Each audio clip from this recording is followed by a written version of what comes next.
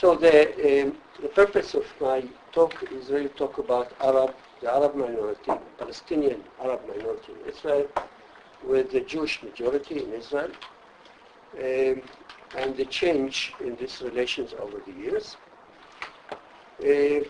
And also would like to present some data that I gathered myself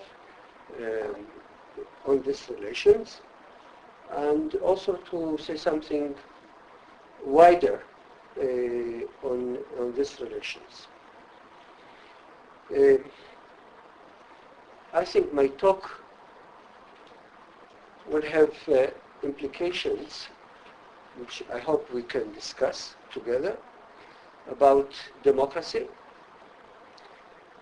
about the conflict between Israel and the Palestinians, about the nature of the Jewish state, what does it mean to be a Jewish state, and if a Jewish state can be democratic, and maybe also to say something if Israel integrates into the West or into the Middle East. So I'm talking about much smaller problem between majority and minority in Israel, but I think has wider implications. To make sure, I am talking about citizens only, about Palestinians who are citizens of the state from 1948 till now. I'm not talking about Palestinians in Gaza or the West Bank or the diaspora who are not citizens of Israel. So please, if you want to ask about the broader issue, but I'm not dealing with this now. So I'm talking about Israel within the pre-67 borders. There are some people who are challenging the very existence of Israel within the pre-67 borders. But I am taking this as my point of departure. There is such entity called Israel within the pre-67 borders, in which there are Jews and Arabs living as minority and majority. What I would like really to test two contrasting theses about the conditions of Arabs in Israel and the change over the years, the change vis-a-vis the Jews and vis-a-vis the state. And also the attitudes of the Jews toward the Arabs and also toward the state. The two theses, I call them the mutual alienation thesis, and the other one the mutual rapprochement thesis. You can see that they are in contrast. So I'm going to discuss them one by one. Let's take the first one, the mutual alienation thesis. This is the dominant thesis in the literature. The literature on Arab-Jewish relations, the media, if you read the media, this is the assumption, and this is also, I think, the working assumption of the policymakers in Israel. So this is the mainstream dominant thesis. The idea is that Arab-Jewish relations are full of discrimination, exclusion of Arabs, alienation, conflicts, whatever. And the situation is getting worse. Over the years, the Jews and Arabs are drawing apart increasingly, and they are detached of each other, and so forth. And I use also a very strong word, saying that the Arabs in Israel, from the point of view of the state and from the point of view of the Jews, they are a ticking time bomb. They are going to explode. Will be violence, will be breakdown of democracy vis-a-vis the Arabs. And in October 2000, there was Arab unrest. They say, look, this is only the beginning. So just starting. That's the idea. I'm going to convince you that this is correct and try to to see how I can support this thesis. First of all, by looking at the nature of the Arab minority in Israel. We are talking about an indigenous minority. Palestinians have been there for centuries. This is their country. They feel that they own the place. Whereas the Jews are outsiders. They are the settlers. That's the way the Arabs see themselves. But also the Jews see themselves as indigenous. So you can see the potential of clash between the two. Each of the two groups claim being indigenous and owner, exclusive owner of the land. The Arabs are not a small minority. We are talking about 18% of the citizen population of Israel. It's 1.4 million out of 8 million. So it's appreciable minority, which has its own institutions, communities. It's big enough. Arabs as a group, they are a working class, poor minority in a middle class society. So you can see the enormous gaps in social class between Arabs and Jews. They are also distinguished between the Jews in everything that you can imagine. It's multiple indicators, markers. Arabs differ from Jews in religion, in language, in culture, in nation. Arabs differ in nation. Arabs in Israel belong to the Palestinian people and to the pan-Arab nation. The Jews belong to the Jewish people. And, you can think, and they differ in their identity. Israeli identity, its identity is quite marginal. Jews in Israel, they see themselves first of all as Jews. Arabs see themselves first of all as Arabs or Palestinians. And the common Israeli civic identity is quite marginal. So they are marked off. They are marked off in social class, of course. And we are talking about really in many ways a deeply divided society, that two communities they have their own separate institutions, separate schools, separate civic societies.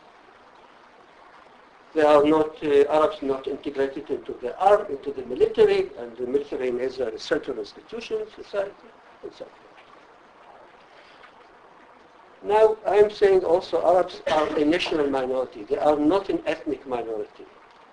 They are a national minority. A national minority means that they are part of another nation, external nation. External nation, Palestinian nation, Arab nation, and so forth. And usually when we talk national minorities, we talk about the right of self-determination. Right of self-determination that can be fulfilled by a separate state or by autonomy, not just by goodwill of the other side. And if you take this together, we are talking about a minority which is non-assimilating minority. Arabs in Israel, they don't want to assimilate into the Jewish majority. There is almost no assimilation. They don't want, and the Jews do not want to assimilate. So we are talking about the best integration without assimilation.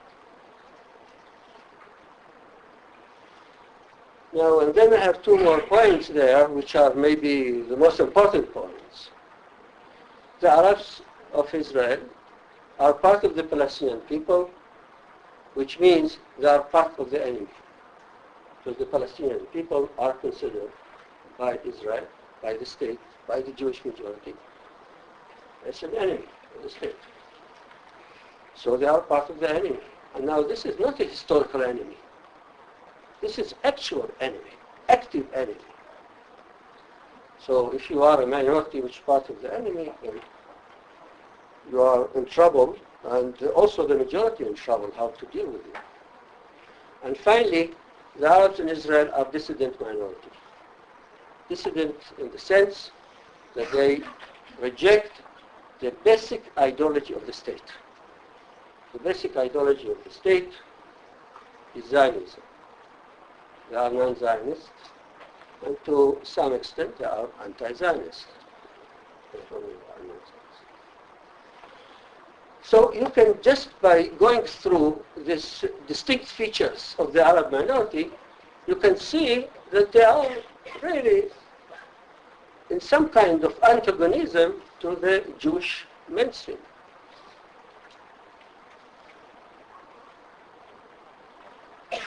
Now let's look now about the history of the relations between Arabs and Jews according to this viewpoint. I'm taking now all the actors that are relevant to the relations. The Arabs themselves, the state, the Jewish majority, the Palestinian people who have, of course, impact on the relations, and also the international community. And according to this thesis, each one of these five actors contributes for alienation of the two sides and for the intensification of the conflict of the two sides. Let's take the Arabs themselves. The Arabs themselves are going through, historically, two processes. One, Palestinization of their identity. They used to be Israeli Arabs, that's the way they called them in the 50s and 60s, and then they changed their identity into Palestinian Arabs. Palestinian Arabs declaring themselves as part of the Palestinian people, who is the enemy of the state, fighting against the state. So they are not saying that we are Israelis, they are saying we are Palestinians. And also some of them, not insignificant at all, part of them is going through Islamization. There is emerged Islamic movement in Israel in the late 70s, and it grew. And we are not talking about traditional Islam, we are talking about political Islam, fundamentalist Islam.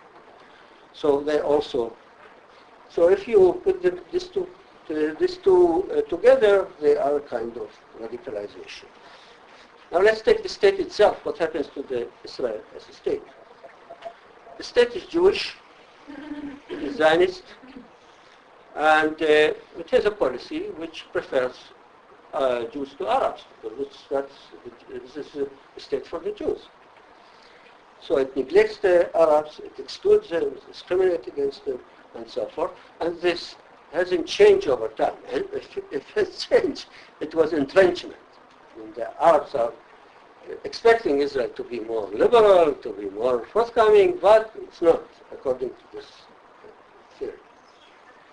Now let's take the Jews. Everyone who is following the Jews and change over the years says that the Jews are drawing toward the right wing. They are becoming more and more right wing, and they are becoming more and more religious. Now if you are a right winger, you are less tolerant of Arabs. You insist on exclusive Jewish rights, so you exclude Arabs. You are less willing to give them rights. And again, if you are more religious, and Israel, when we say more religious, we mean more orthodox, because we have no Reform Jews or conservative Jews. We have religion in Israel. Jewish religion in Israel means orthodox, which is less tolerant of all Jewish streams. And the whole idea that Israel is the homeland of all Jews in the world, not the homeland of its citizens. It's not the state of its citizens. State of all Jews, regardless where they live, regardless if they are citizens or not. It's not true. So this idea is continuing. So it's, of course, it is alienating Arabs. And the Palestinians are continuing with their struggle with Israel. They are not reaching peace with Israel. And they see the Arabs, according to this view, as an auxiliary force helping the Palestinian resistance. So they are not active, but they are potentially helping Palestinians. And the international community, again, also is more and more siding with the Arabs and, in a way, helping them in theirs. So you can see all this. Now let's take theoretical models. Believe me, I've been working in this area for 35 years. And I have been looking for a theory in sociology or social sciences which goes against this model of alienation, mutual alienation. It's very hard. You take all the theories about minority-majority relations, and all of them lead you to this direction, the prediction that we're going to be a violent conflict between the minority and majority. Take them one by one. Even mainstream theory like modernization, that the Arabs in Israel are becoming more and more modern, less traditional in their culture. Now, modernization integrates when you have a common civic identity. But in Israel, you don't have common identity.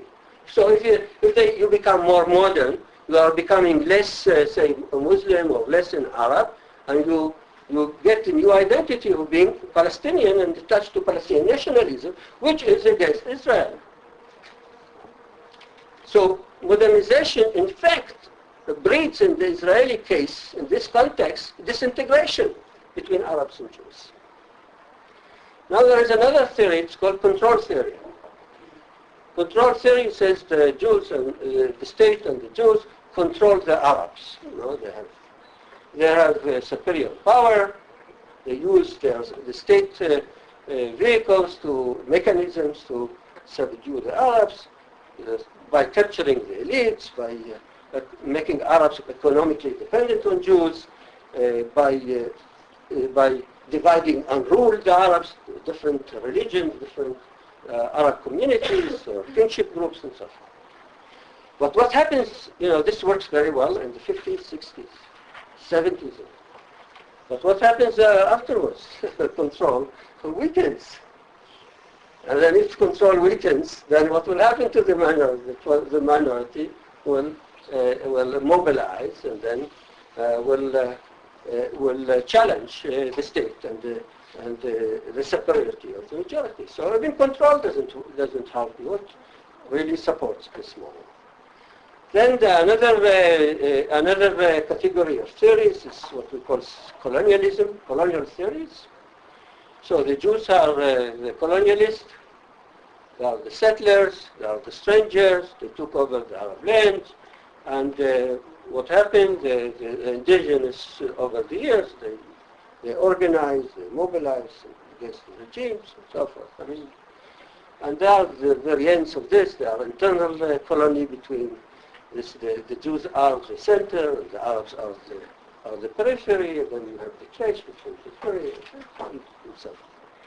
And then there is another new theory, it's a relatively new theory, it's called ethnocracy, which claims that Israel is not democracy at all. It just has the facade, some procedures of democracy, but it's not really democracy, which really is a Jewish rule, which uses the state to exclude and discriminate and so forth with the Arabs. So this, of course, leads to the clash between Arabs and Jews. And finally, more recently, there is a theory of democratization. It says that Israel is becoming more democracy over the years, but it's democracy for all kinds of groups in society, Jewish groups, say for the non-European Jews, say for the religious Jews, for Jews in the periphery of the country and so forth.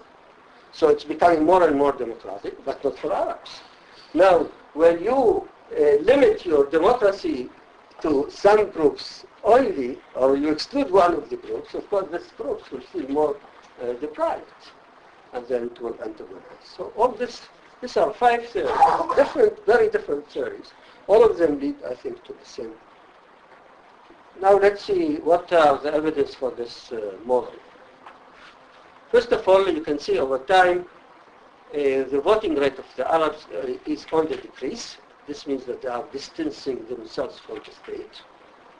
In the 50s, on the average, where 85% of the Arabs are voting, they voted. And in the last elections in 2013, it dropped to 56%.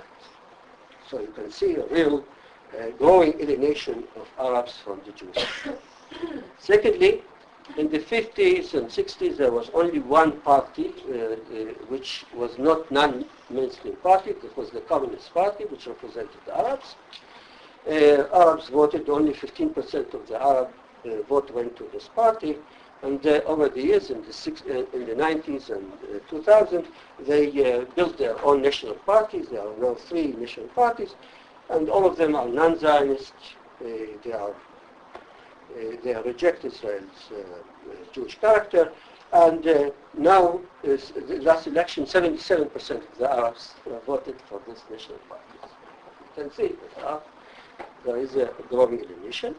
Now, if you then measure their protest behavior, the Arabs are maybe the most protesting minority in the world today. It's unbelievable. I mean, I checked this in my surveys.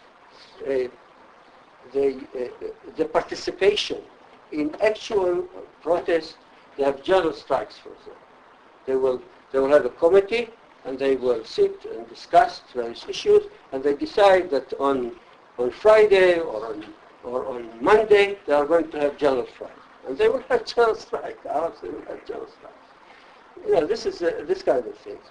But not only they're protesting abroad, and they have commemoration of the Nakba. You know, Nakba was the disaster of 1948, the victory of the Jews, the establishment of Israel, and then the refugee problem, and the fact that they didn't establish their own state and so forth. So, and the Nakba takes place on the day of independence of the Jews. So the Jews are rejoicing, the Arabs at the same time, they are mourning of the independence of Israel. So,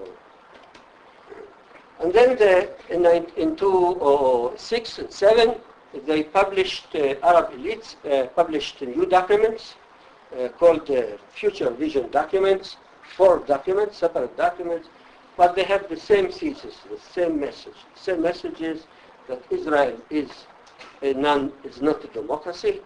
Israel is a Jewish state. The Jewish state is a racist state and has to cease to exist as a Jewish state and has to be a binational state. So Arabs in Israel. And at the same time, you will have also a Palestinian state in the West Bank and Gaza, but in Israel proper, you will have a binational state. So rejecting this idea. So this was considered by Israeli Jews as a real challenge of the very essence of the state. And then solidarity with the enemies. In all Israelis' war, you can check it, Arabs in Israel side with the Arab side. Even when we are talking about Hezbollah or Hamas and so forth, Arabs are on the Arab side. And then in the last 5 years, Israel established a possibility for all Arabs, instead of serving in the army, because they are exempted from army service, that they can serve in civic service instead. Now, the Arab leadership rejects this idea altogether. They see this is de-Palestinization. These are taking Arabs, our young people, making them like some kind of Jews, or serving the Jewish military, this against the Palestinians.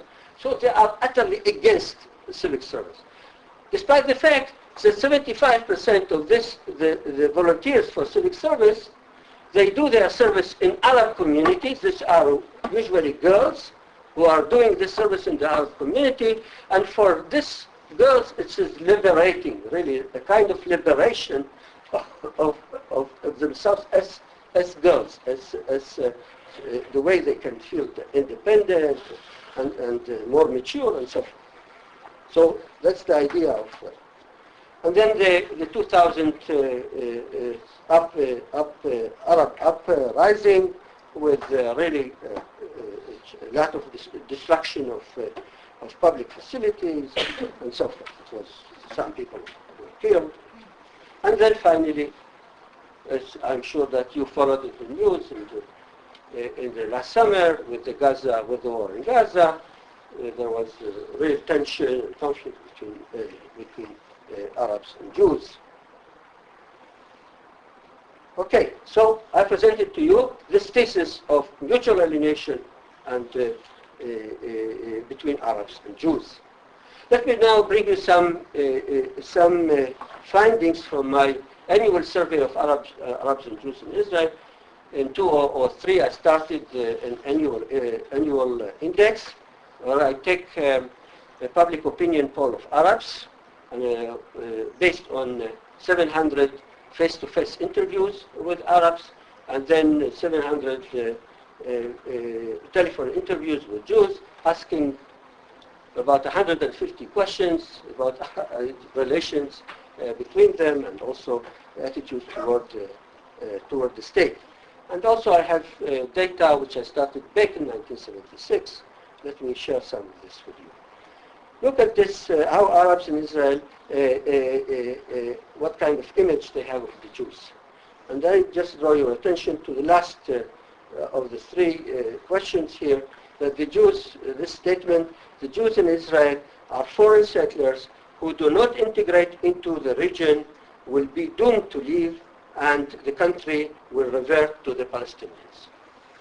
That's, in 2010, 62% of the Arabs in Israel agreed with this statement, and then it continued, it then went down to 47.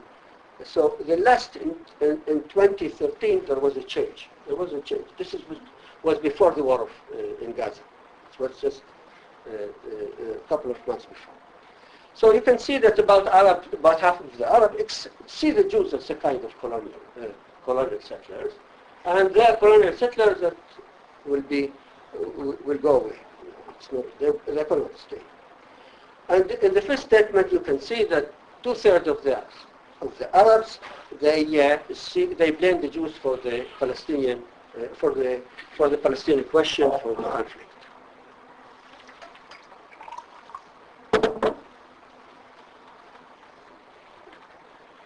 And the Jews are they usurped the land from the Jews. You get 3/4 of the Arabs. Now about legitimacy of the state.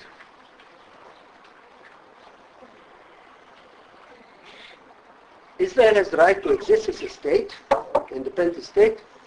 You can see that in 2003, 81% accept that, but you see how it goes down to 56% by 2013. So there is a question then, there is a growing delegitimization of the right of Israel to exist as a state. And again, a state which is Jewish and democratic also goes down. It's less than a state, and so forth. And now, the last question there, the right of refugees to return. The question is, return to where? If they return to Israel, not to the West Bank, and not to the Palestinian state. As you can see that now it went down from 72% to 47.5%. They say, okay, they have the right of return, but to Palestine only. So you have more than 50%, they want the right of return of refugees to go to Israel proper, to Israel pre-existing border, which means really if the Palestinian will exercise this right, then Israel will cease to be Jewish.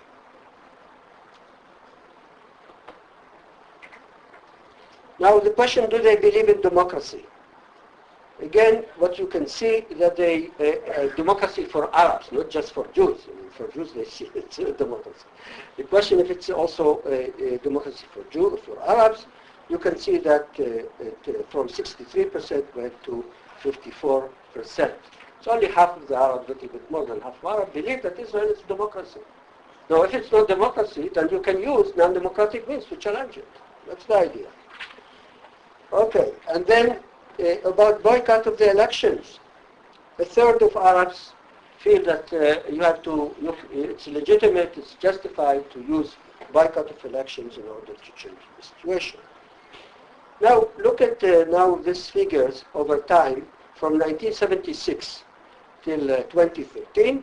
Israel's right, deny Israel's right to exist, 20.5% in 1976, went down and then up to 24.5 in 2012, and then again to 16% afterwards.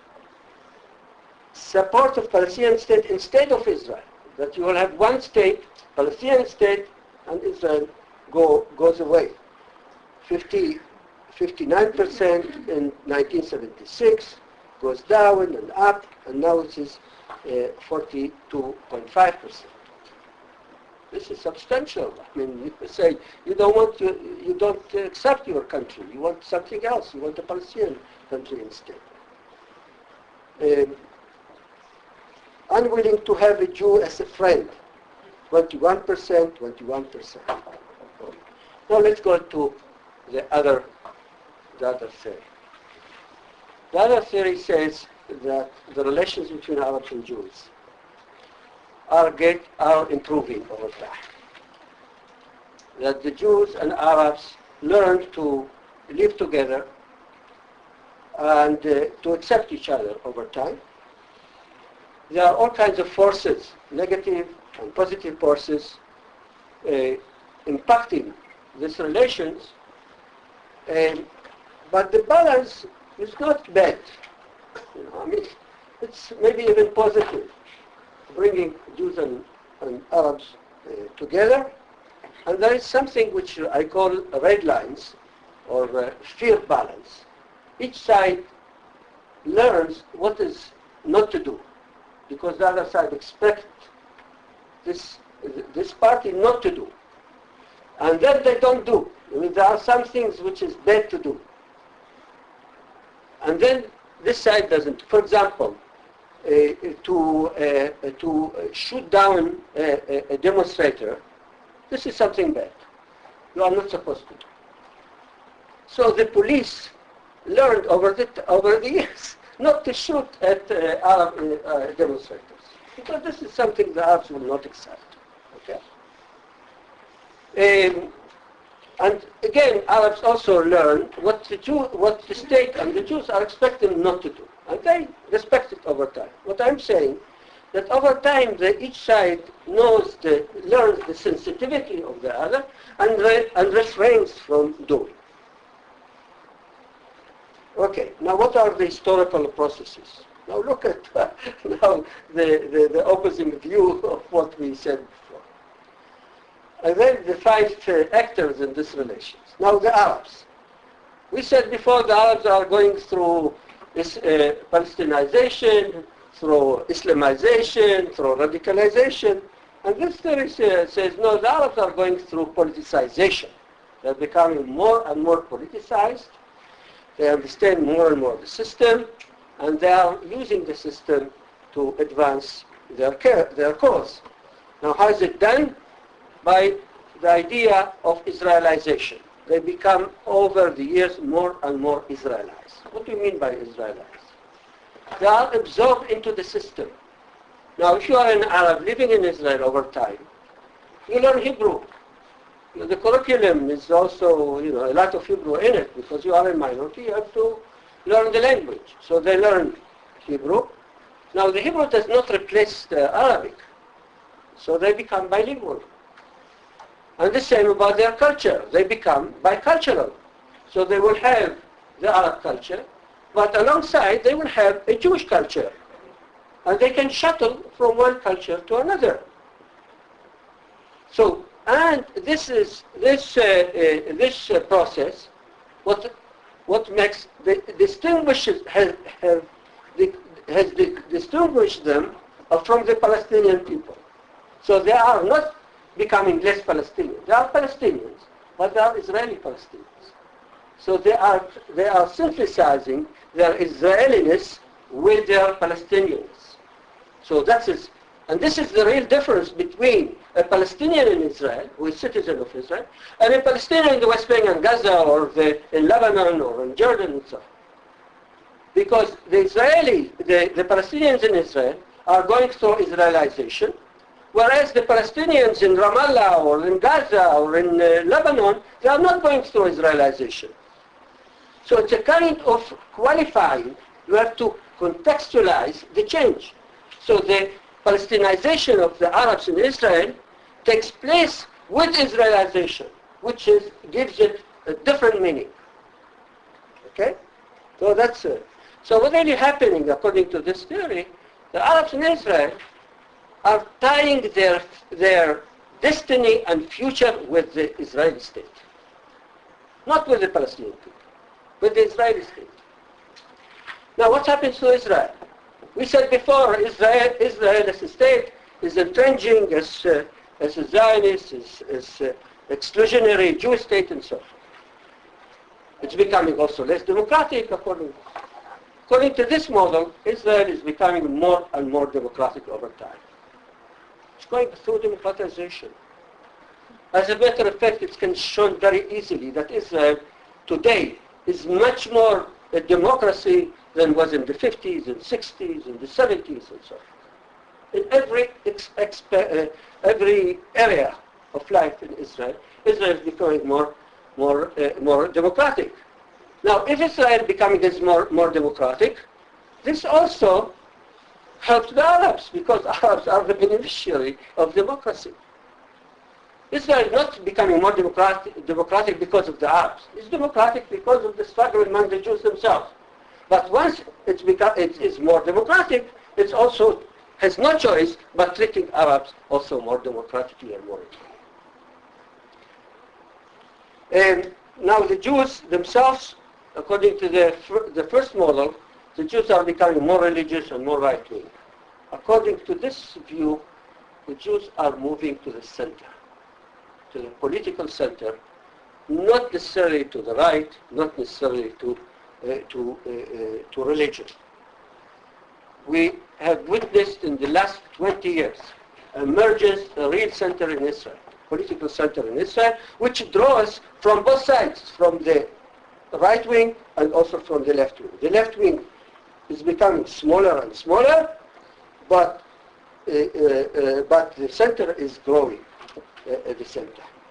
Now the Palestinians, according to this view, the Palestinians or the Palestinian leadership or the PLO, whatever leadership you take, they see the Arabs in Israel, the Palestinians in Israel, as a separate segment of the Palestinian people that not only separate, they don't have to cater to their problems. Okay, I'm Russian. This means they are not part of the resistance movement, the Arabs of Israel. They are not supposed to join the Intifada. They are not supposed to be a fifth column. They have to stay in Israel and then to fight democratically for the Palestinian cause. That's the idea.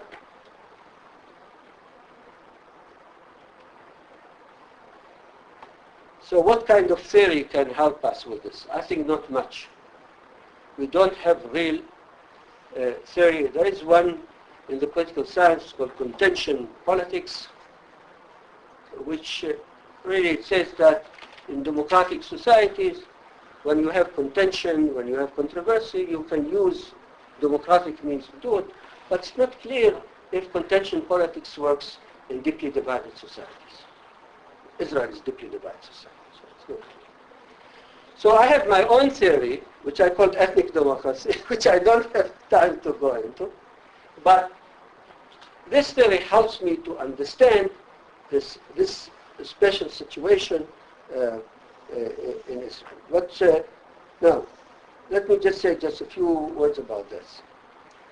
Arabs in Israel, according to this theory, which is Israel is a Jewish state, which means there is institutionalized Jewish superiority. That's very clear. That's the starting point. So the situation is not good for an Arab. The Arab is an outsider. Cannot be full member of society, cannot have equal equal rights, full equal rights. But at the same time, Israel is a modern state, a modern society, which means as an Arab who comes from traditional society, you have access to modern way of life. That's something important for an Arab. You have individual rights in Israel. You are part of Israeli democracy. You are a citizen. You get all the citizenship privileges. And Arabs in Israel have also collective rights. They have separate education in Arabic, fully funded by the state.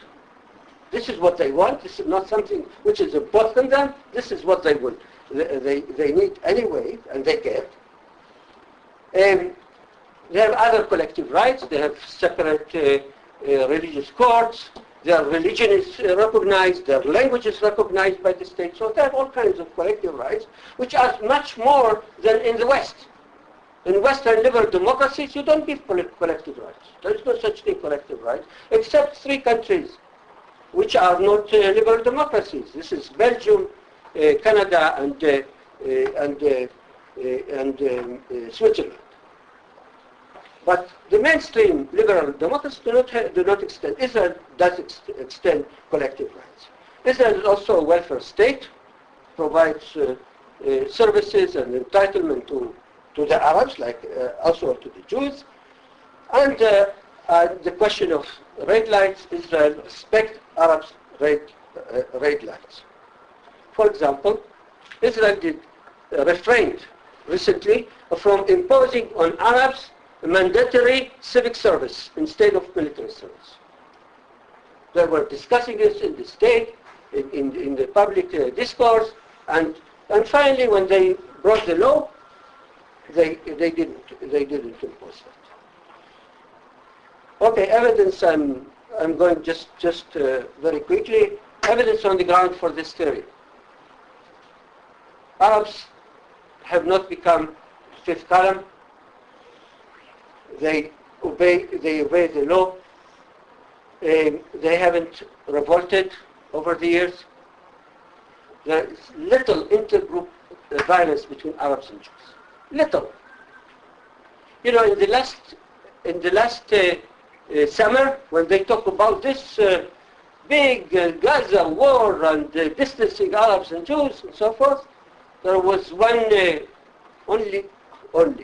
Everyone is a bad case. There is only one Arab shot down by the police. Just one Arab in Kfar Kana. There was another Arab in East Jerusalem. That's something else. And there was a kind of uprising about 2 cases. Now, if you take any other country, Sri Lanka, you take Yugoslavia, you take Sudan, we are talking about scores of thousands of people who get killed in deeply divided societies. Israel is stable. Israel is quiet in Arab and Jewish. And you don't have to go to Yugoslavia or these places. Just go across the Green Line. Just go to the West Bank and to Gaza and see how many people and how much destruction of property. But within Israel proper, it's so placid, it's so quiet. The same with the October 2000. It was so quiet and so stable. That's another way of seeing it. Now, Arabs in Israel, there is a proposal to cede some Arab villages to a Palestinian state in the future, when there will be a future. And Arabs are insulted. You just tell them this, that there is such a proposal, they say they feel excited. They are not only against, they are insulted. They say we are part of Israel. We don't want to be part of Palestinian state. There is little immigration from Israel by Arabs. Now, they vote to the Knesset. More than 50% do vote to the Knesset. And they support two-state solution. And they see themselves as part of Israel, in this case, not moving to a Palestinian state. Now, despite the resistance and opposition of the Arab leaders to the civil service, in this year, after Gaza, the Gaza conflict, Gaza war, 4,300 Arab youth volunteered to civic service. That's in defiance of their leaders. Okay, I don't know what to do. Should we start and what? Just take 1 more minute telegraph, and wrap it up. you know. Now I can show you now another statistics. That's about coexistence. I mean, the idea of coexistence.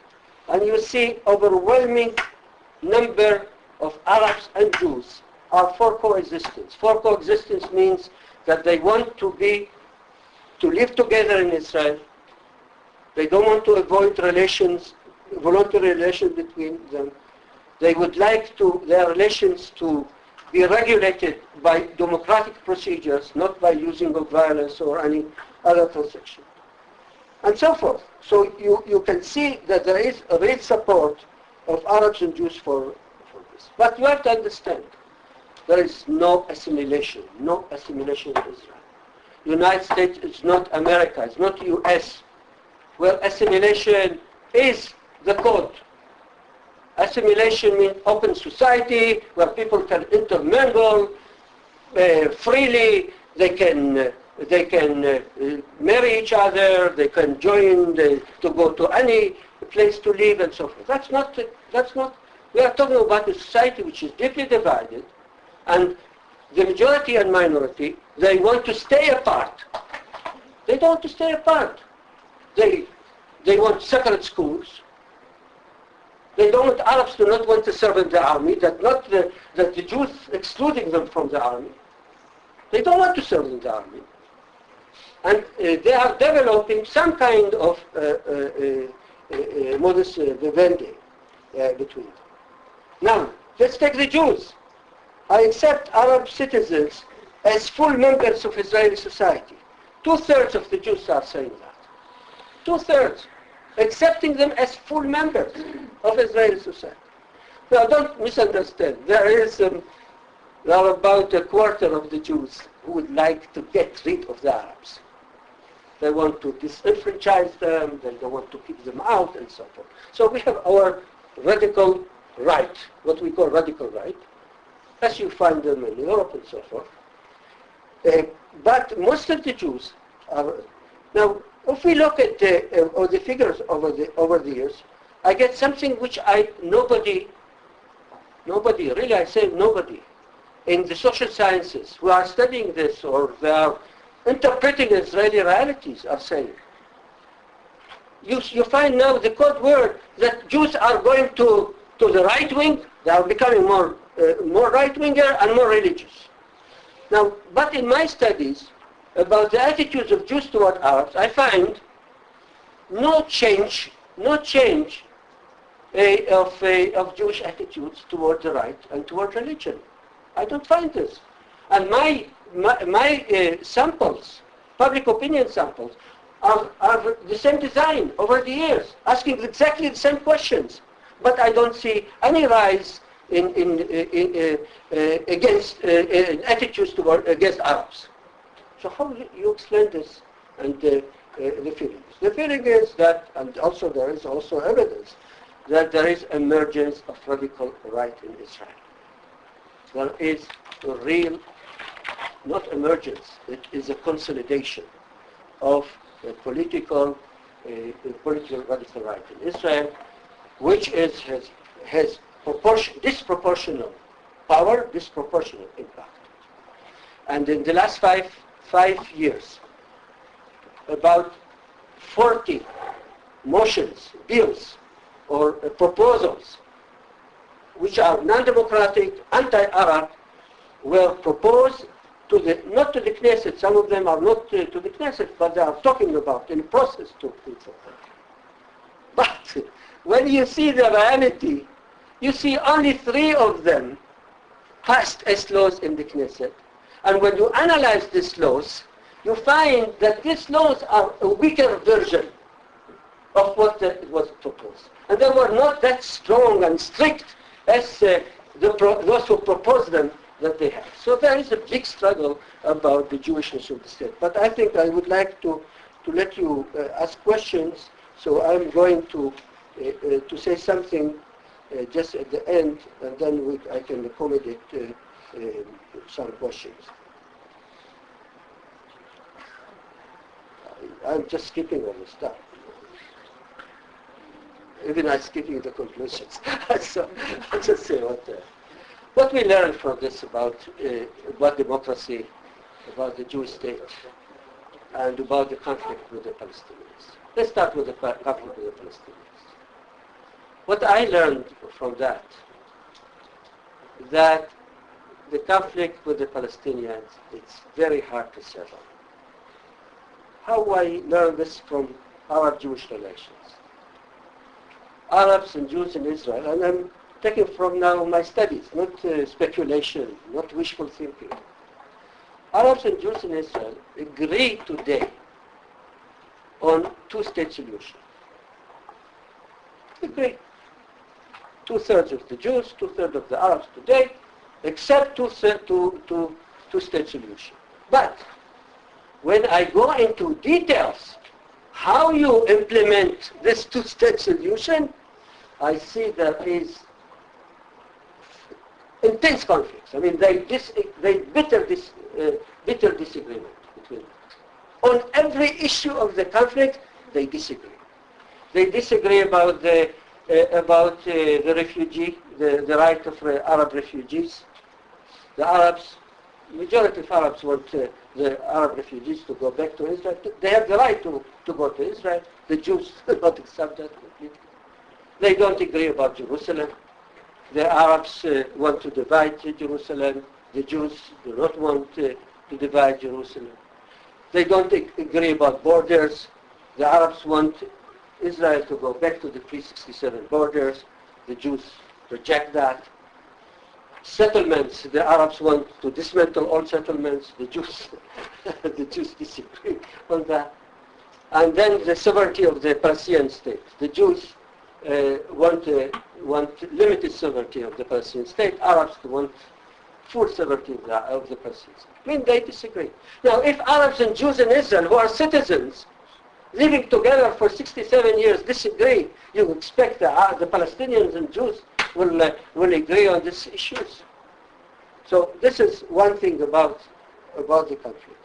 And the Arabs in Israel have vested interest in resolving this conflict because they are part of the enemy and they don't want to be part of the enemy. But they will not make the concessions to the Jews to settle the conflict. Now, about democracy. Israeli democracy is really a paradox. It's resilient. Since '67, Israeli democracy has existed despite strong forces against the maintenance of democracy. You have existential conflict between Israel and the Arab world, with many wars and violence and terrorism and so forth. It's very hard to maintain a democracy under these circumstances. You have economic crisis in Israel. Israeli democracy survived, and so forth, and also survived the Arab minority situation as well. So democracy is very strong, is very resilient in Israel. The question is, what's the quality of democracy, Israeli democracy? I'm not going now to discuss Israeli democracy, but it's not of high quality.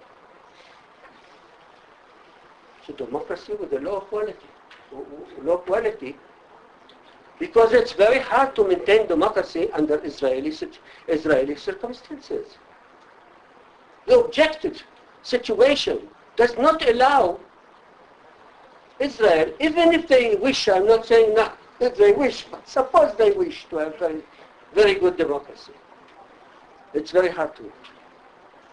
Very hard because of the conflict with the Palestinian. It's very hard because of religion and its role in Israeli society.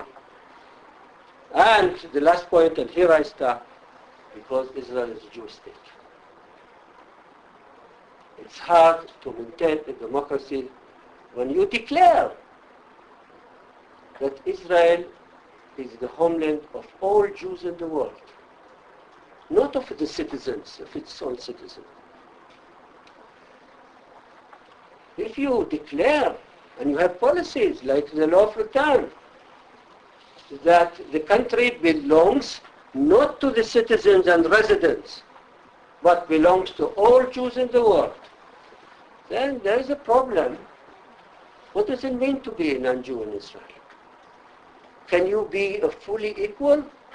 Can you be a full member of society if you are not a Jew? But at the same time, there is a democracy in Israel. I mean, it's clearly that Jewishness limits the democracy you have. But still, it is resilient, it exists.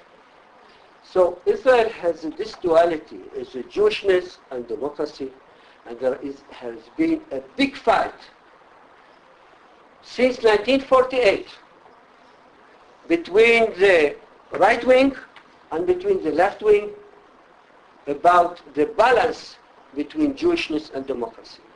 The left wing wants to strengthen democracy or to have a balance, real balance between the two. The right wing want to have more Jewishness than democracy. They want to compromise democracy for the Jewishness. And if you follow the Israeli news recently, you see that the right wing is now trying to pass a law that's called the nation-state law, in which it prioritizes Jewishness over democracy. Thank you.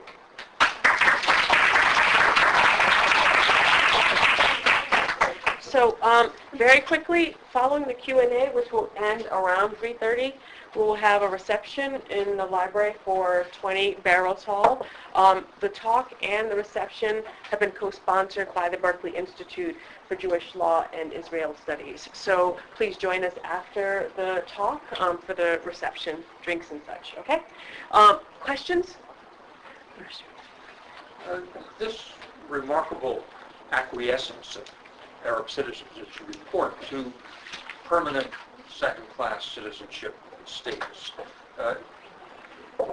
Can you imagine that's any different from the sorts of public opinion results you would have gotten in this country if you asked black Americans under Jim Crow in the 1930s about the future of black-white relations in this United States? Can I respond? Yes, please. This is not Jim Crowism. The Arabs in Israel are a very strong minority. I don't know if you get it from my talk. They are very strong.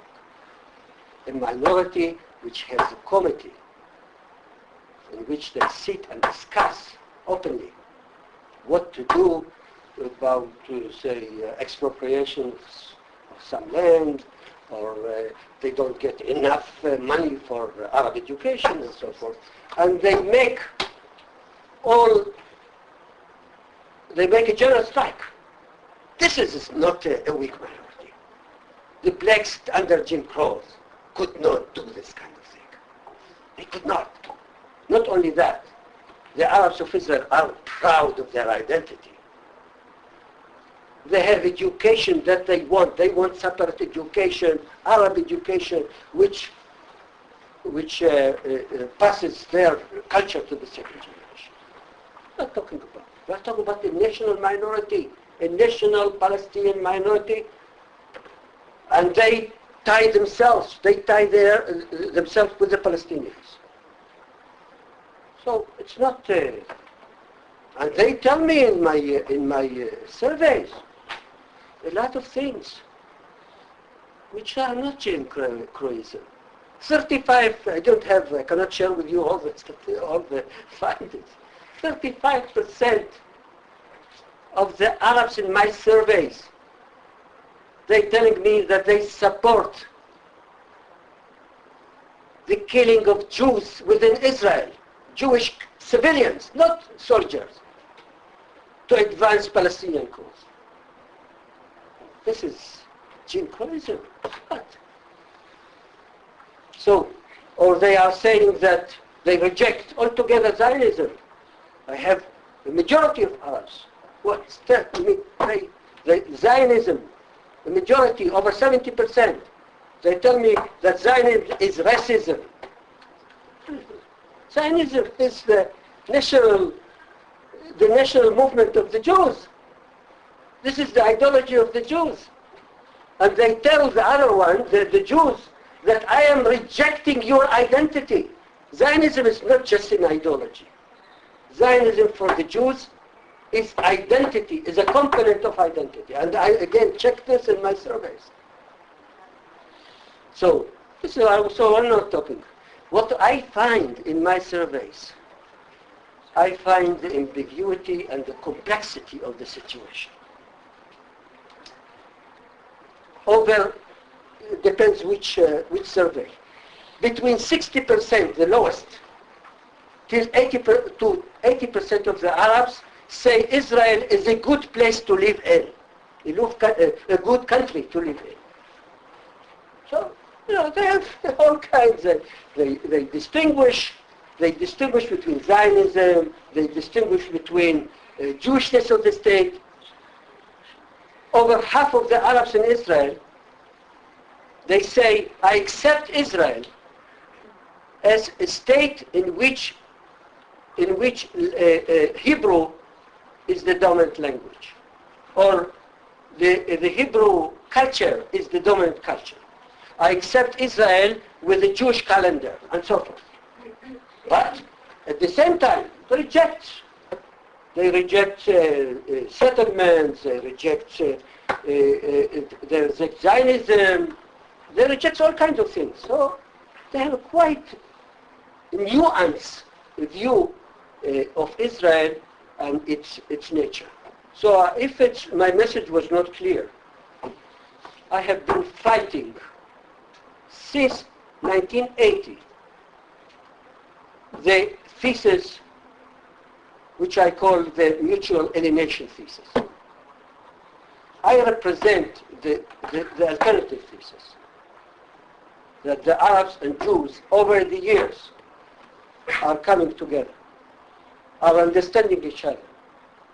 They are tying the future with their future and their fate together. So I'm not saying there is any Jim Crow, not in Israel, Jim Crow. Okay, Yes. wait a second. We have 4 people in the queue. Yes, sorry, but you No problem. Not First of all, thank you so much for your thorough questions. Very interesting. I wanted to say something and then ask you a question. First of all, we were talking about, I must also mention that I was born and raised in Jerusalem for many years until I got here. And you talked about the change that according to surveys, the majority in Israel is going towards right wing, and I think that in the last 30 years, more than 30 years actually, since the change, the political change in Israel in 1977, I would just say that since then, most of the 30 and something years, the right wing is the major party in the Knesset, and I think that generations of education, according to this kind of guidelines, is bring results, and therefore I think many kids that can be nowadays growing up with children themselves, they probably would have right-wing opinions because they're raised in a specific educational system. And so I guess what I wanted to say is that, and that actually relates to what you said about the radical right wing that comes to power more and more in Israel.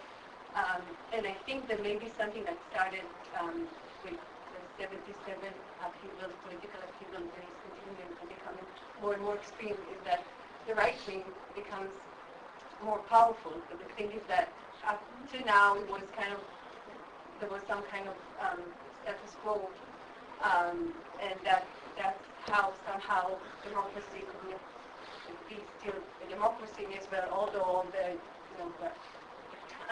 the reservations that you mentioned. But I think that the last few years, maybe the last decade, becoming more extreme. I'm not sure democracy will continue actually to remain as democracy by definition. Even you said democracy with low quality. I don't know if democracy at all will be able to continue as far, So can you, Okay. I need you to wrap up. Yeah, I guess my question would be, how do you see yourself as, an Israeli, Arab Israeli, living nowadays in Israel? How do you see yourself and the future relationship between Israelis and Arabs? And if you could somehow try to foresee, for the next 10 years or so. Thank you. Okay, we hardly understand the past, so I don't want to talk about the future. We social science really cannot do predictions, and I don't believe in that. Our science is too poor to do predictions. But let me say something about the past. I presented two views about the past. One view saying that Israeli Jews are becoming more intransigent, more anti-Arab, more right-winger, and more religious, and so on. And then the opposite of this says that that the Jews in Israel are drawing to the center. They are becoming less leftist, but also overall, also less right-wing. At the same time, there is a radical right, which is right. But a lot of Jews who voted traditionally for Likud, which is the right wing, moved to the center under Kadima and under Yesh Atid. They moved to the center. So otherwise, just explain to me how you explain that since 2003 till 2013, which is 11 years, which I'm asking the same question, the Jews, I see no growth of anti-Arab feeling over the years. I don't see. Not only I don't see there is no increase in anti-Arab attitudes among the Jews. I see there's some moderation. No, I have to explain it. I have to explain how come. I know that what people think. They know what they say. What we call the readers of Haaretz. It's a newspaper. If you read in this, yes, I know that you get the feeling, but you get this feeling because of radical right. The radical right has influence. It's really creating an atmosphere against Arabs. There's no doubt about it. But you know what? My conclusion is the opposite. I see a real loss of the battle by the radical right. Because if the radical right has a victory, they have to reflect this in the public opinion of the Jews that I am measuring over the years. You mean, if the right wing really has so much influence, then the Jewish public opinion will move against Arabs all the time, and I don't find it. So what they had influence, they have their own influence on their supporters, on the settlers, on those who are, to begin with, they are right-wingers, they're becoming even more right-wingers than before. But they don't have they didn't create any real change on the Jewish public at large. That's what I really found. Now about the Jews. You are right, and I can tell you from research. I'm not talking about a journal. I'm talking about research. Young Jews of the age 18 to 24 are very anti-Arab. Less for democracy, less for human rights and so on. But what happens to them after age of 24? They're getting into the center. Now, why till age 24? Because they are soldiers. They are in in the West Bank, fighting and enforcing. They don't have families, they are not married. They can afford being radical.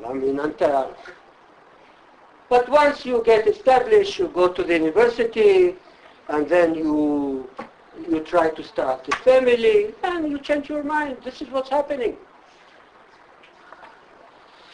Okay, so I have 3 people in the queue, and so I'm going to ask you each to ask your question very quickly, And also and then to you'll give a short answer. and you'll give a short answer.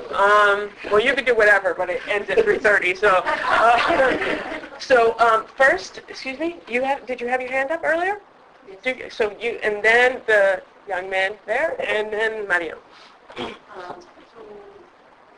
So how do you explain the fact that all of a sudden, after all these years of non-extremism on the part of the Jews, that all of a sudden we have the national law right now? What is the reason for it? And why don't Jews in Israel come out on the streets to fight the law? It's extremism is not part of their makeup today. No, wait, and then we have ask your question very briefly.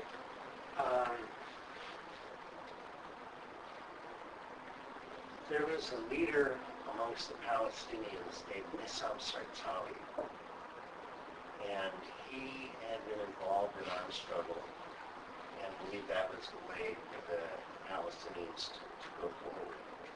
And then he had a change of view. He was a doctor, and I don't ever practiced medicine. And he went and he spoke before Palestine National Congress, the 13 affiliated parties, the PLO. Convinced them of 4 points unanimously. First one, there's question. I want to get his response to it, okay? Thank you. There was no Arab state that the Palestinians can trust, period. 2, anything that any Arab state did would only be because of the insistence of their own people. 3, anything they tried to do or contemplated doing would be thwarted, contained, or smashed, including the credible threat and use of nuclear weapons. And the 4th point he had was that any possibility, any break from that would be the assertion of an anti-fascist movement amongst Israeli Jews and their allies.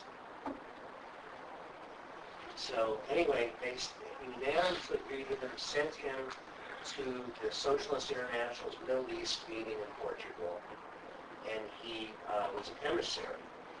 But Yitzhak Rabin was there as an official representative of the constituent party and blocked him from speaking. And then, after a break, when they're all in the lobby, including Rabin, somebody from Abidjal's group, Black September, goes up and blows his brains out.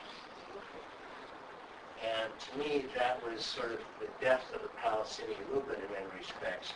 And when Rabin gets the treaty, 94, that was basically, this is what I want to see if you would agree with it, that was their concession. They essentially, Arafat surrendered. Okay, and Marion? Yes, so I had a question about the survey, and you partially gave an answer. I wanted to see if you had information on the different views by cross cohort, and so you already gave part of an answer for the Israeli Jews, but not for the Israeli Arabs. And I wanted to see a little bit also if you had to get a little more analytical leverage on this evolution, and also playing into this. I was wondering if you could comment on the way in which the demographics of the two communities in Israel is actually fostering certain kinds of dynamics between the two communities. Two questions. Now, there are clear differences between among the Jews and among the Arabs about their attitudes.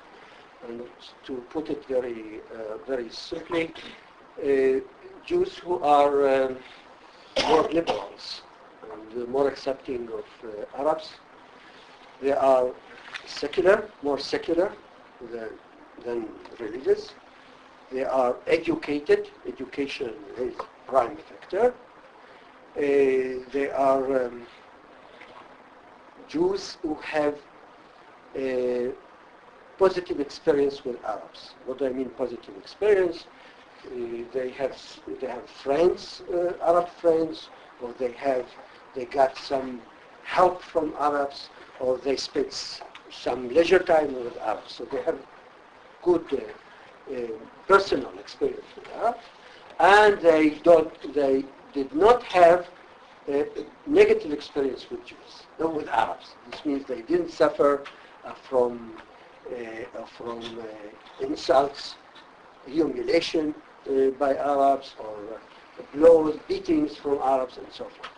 By the way, you are asking about Jim Crow's. We didn't have time. I found, you see, usually we liberal sociologists, always we ask the dominant group, you know, the prejudice of the dominant group, how the domination, we don't question much the minorities. I ask Arabs if they suffered from humiliations, insults, beatings from Jews. I found about 20% of Arabs, we personally, not generally, personally suffered from that. You know, 20%, you know, personal suffering from Jews. It's really significant. Then I ask myself, what the hell I'm a student, I am the researcher of Arab-Jewish relations. I have to ask similar question to the Jews. So I asked the Jews the same question. And I got also 20%. So a weak minority, submissive minority, will cause such suffering to the majority, insulting the majority, beating the majority members, and so forth. Now, since for every Arab in Israel, you have 5 Jews demographically. So there are more Jews who suffered from Arabs than the other way around. So we are talking about very strong minority, not the submissive minority. So that's among the Jews. And age also to some extent, but age only the first category of age, from 18 to 24. The others not that significant. Now among the Arabs also there are differences, not just, now the differences have nothing to do with age, nothing to do with education. Education doesn't matter. And urban residence, it doesn't make any difference, and so forth. That everyone, sociologists will tell you, if you are young, you are educated, you live in the city, then you are more radical, right? You are Palestinian, you are radical. So it's not true. And I'm not telling you about one survey. It's 15 surveys in 35 years that I have been doing. I couldn't find this. Professor Okay. So we're going to end now, and if you have other questions or if you didn't get your question answered, take it up with Professor Smuha over in the reception. Thank you so much for speaking.